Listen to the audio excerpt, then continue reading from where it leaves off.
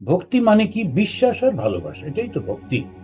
এখন বিশ্বাস করি এবং তাকে ভালোবাসি, আর যেই ভালোবাসি তখন তার জন্য সবকিছু করতে ইচ্ছা করে। একটু রান্না করলে মনে হয় আচ্ছা ওকে একটু খাওয়াবো, কোনো একটা কিছু কিনতে গেলাম মানে ওর জন্য একটু কিনি, কোথাও বেড়াতে গেলাম আচ্ছা ওর জন্য একটা ছবি তুলি ওকে দেখাবো।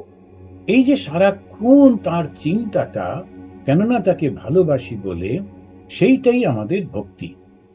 এই ভক্তি শব্দটা যদিও ঈশ্বরের সঙ্গে সম্পর্কিত, যখন আমরা ঈশ্বরকে এরকম করতে থাকি তখন বলে ভক্তি, অথবা বলে অন্য মানুষের সঙ্গে হলে বলে ভালোবাসা। কিন্তু এই ভক্তিও ভালোবাসাই, ভালোবাসার সঙ্গে বিশ্বাস। কেন বিশ্বাস?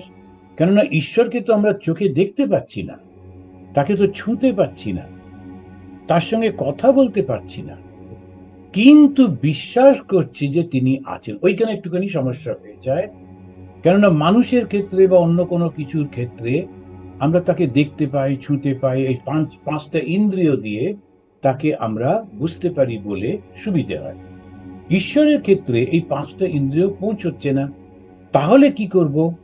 তখন যারা ঈশ্বর লাভ করেছেন তাদের মুখের কথা শুনে সেখান থেকেই আমাদের যাত্রাটা শুরু হয়, আমরা বিশ্বাস করি বলে। এবং বিশ্বাসটা আমাদের জীবনে সর্বক্ষেত্রে রয়েছে, যেটা আমরা এর আগেবার আলোচনা করেছি। তাই বিশ্বাস আর ভালোবাসা হলো ভক্তি। আর যখনই বিশ্বাস করছি ঈশ্বর আছেন, তিনি আমাকে দেখছেন, তিনি আমার কথা শুনছেন, তিনি আমার কাছাকাছি আছেন, যদিও আমি তাকে দেখতে পাচ্ছি না বা কথা বলতে পারছি না, তিনি আমাকে দেখতে পাচ্ছেন, কথা বলছেন, আমার সমস্ত কথা শুনতে পাচ্ছেন।